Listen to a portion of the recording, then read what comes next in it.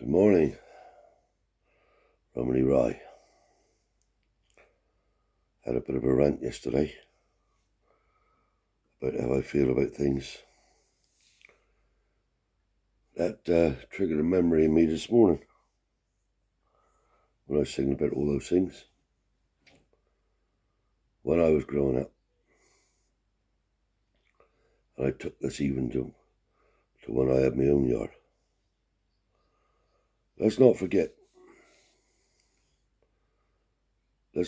really,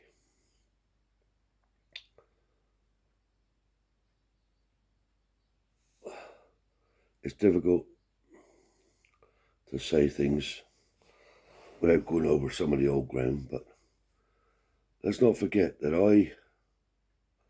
me and my wife started that new business, and there wasn't one person from my dad's side who'll give you any praise or any help.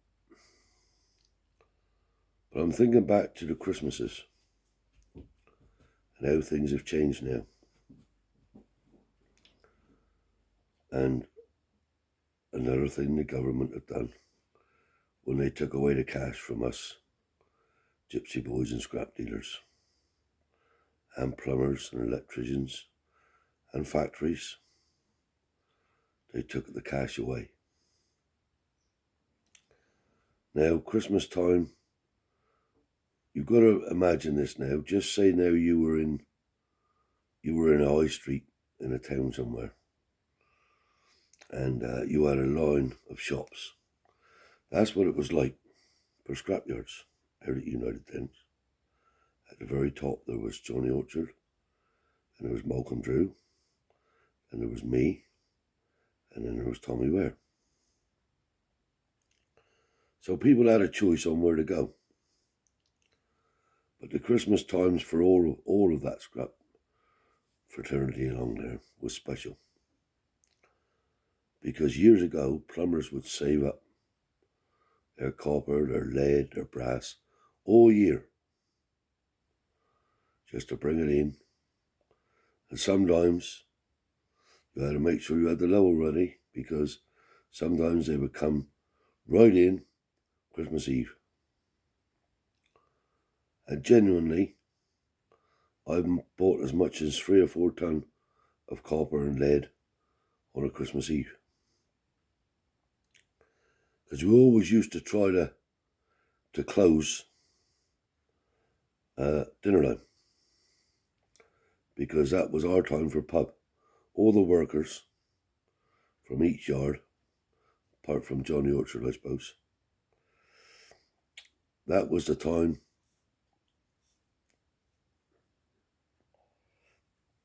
you catch us in the pub. And in a little village like Carrot, my God, that place had oh my God. You can imagine what it's like.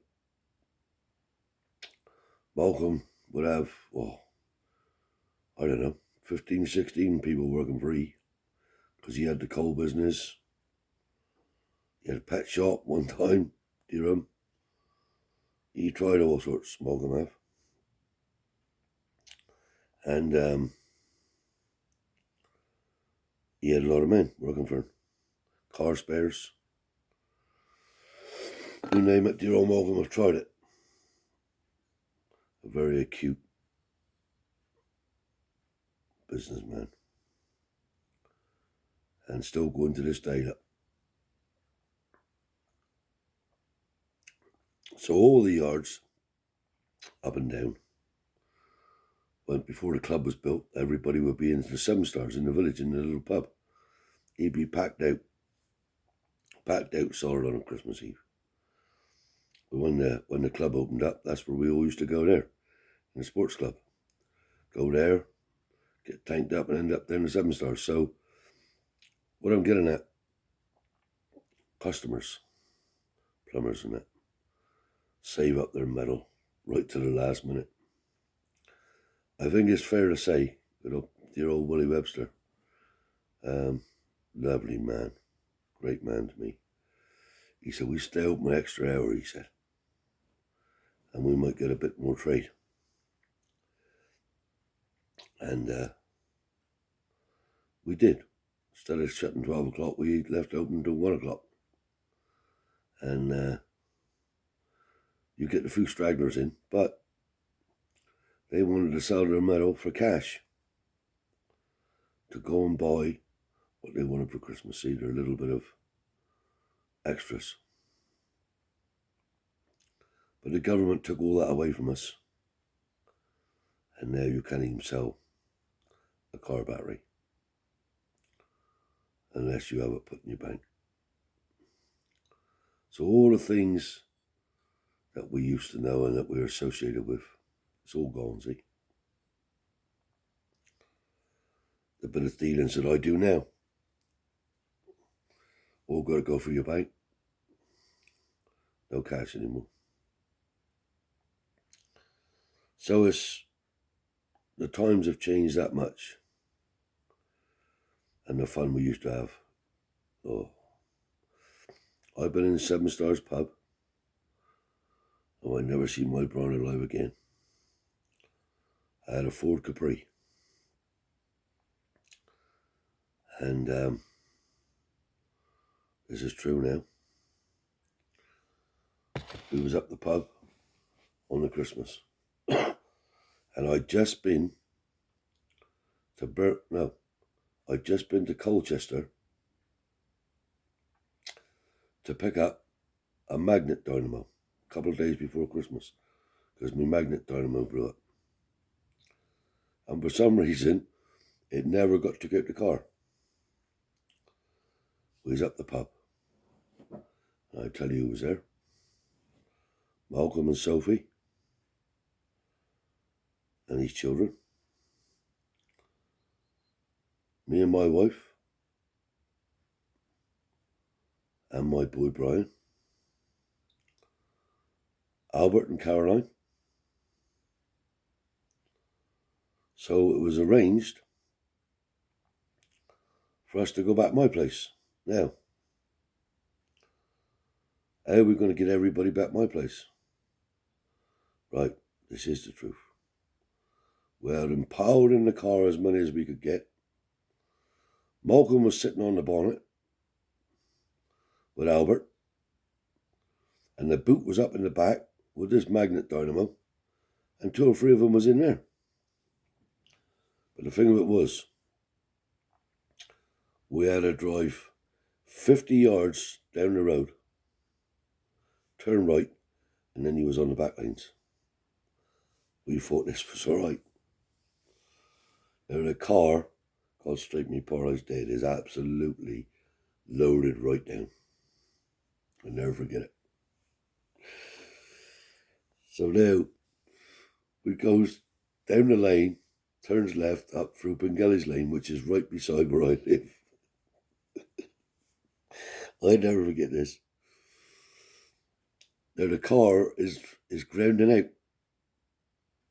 Every time I go over a bump, boom, he's hitting the floor, see? So I'm thinking to myself, don't worry, me dear old bit of drag, he's fucked and he's going to be fucked.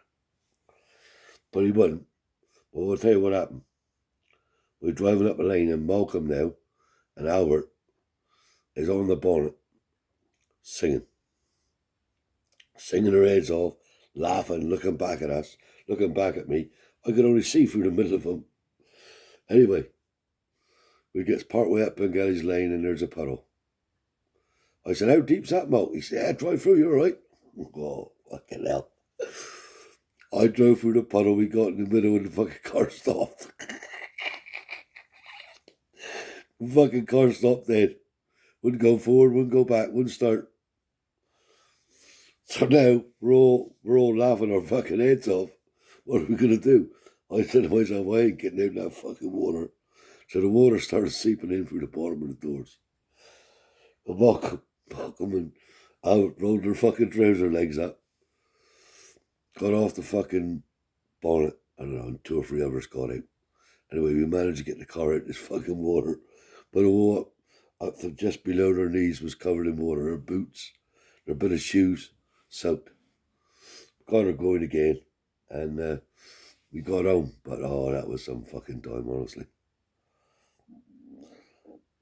Yeah, we was home, we're singing and fucking dancing and drinking. But they was a day, see? Days that you'll never see them again. And regarding how you get paid for your scrap now, I mean, years ago when you had a scrap license, that was a special thing. And it meant a lot. But now, you could have a license now to go in I think it's every fucking town here.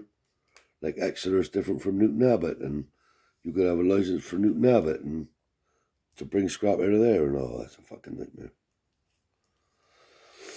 But yeah, they was the good old days. But it just goes to show, like, you know, on a Christmas time, and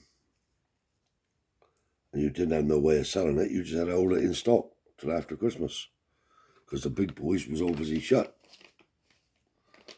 But straight after Christmas, you had to get in and clean it up, get it sold to get your money back. But they was good days, you know what I mean? And you had good deals then. Good deals. Plumbers was flying in and out the yards then. They saved it all up for all year, see? Yeah. And poor old Donald, he loved that time of the year. Yeah. But up in the pub or the club, God. You know, I was up there one year. I think I've mentioned this in another video before. I then had the chalet put together. And me and Jeb was having a bit of a rough time anyway.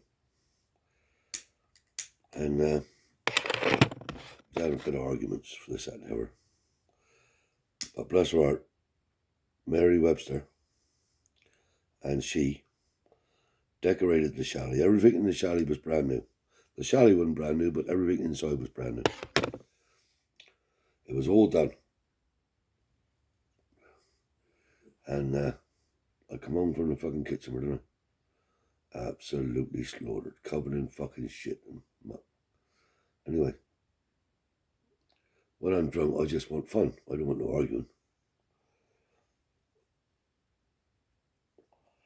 So I gets back from the kitchen, and there was no lights on. Because the electric hadn't been put on yet, but we had a good generator outside.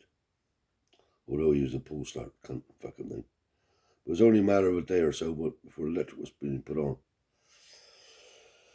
So now I gets in the door, stamps all over the new carpet, right? She starts going on and on and on and on. My fucking head's spinning. And I tell you what it was on. It was on Bailey's. Willie Webster said to me, try a drop of that Bailey's. I never forget it. I love Willie. I love that man. Try a bit of that Bailey's, he say. Fuck me. I like the taste of it, see? Oh, it was going down like milk. Oh, when I got outside, my fucking head was spinning. Anyway, the fuckers dropped me on and left me, see, outside. But it wasn't like grease and oil, but it was like a bit of mud. So I shouted to her, no answer. In there with a candle going. Shouted to her, no answer. I walks in there. I said, why are the lights on? Where the fuck you been? She said. I said, you know where I've been. Anyway, I start laughing, see? Goes out now, puts the fucking choke on the generator, pulls and that gets it started, see? So I gets inside, and it's on and on and on. I thought to myself, fuck this, I'm going to bed. Never thought about me shoes, nothing. Walked straight through the fucking chalet, into the bedroom, and it was all brand new. This has gone straight me dead. I saw the bed, and I started going fucking dizzy. I fall over on the bed like that. The fucking lot come out. Oh, brand new fucking bedding, carpets, the lot. Anyway, she put Brian in the car and fucked off up with her mother. Yeah, that was good times. It was good times. No harm in them, like, you know. But, like some Malcolm Drew and Sophie and Albert and Caroline coming up that lane that day, it was the fucking truth. You know, we could do it then. And they wanted to walk home, so I ain't fucking walking home. Take my car home. Jump up with me. Oh, fucking hell. I had a magnet dynamo in the boot of this Capri. But then it wouldn't took out, see? God, that was heavy enough on its own. My dear bit of car was bumping like that. Right down on his fucking springs. Anyway, that's a bit of a tale there this morning from the Romany Rye. I'll catch you next time.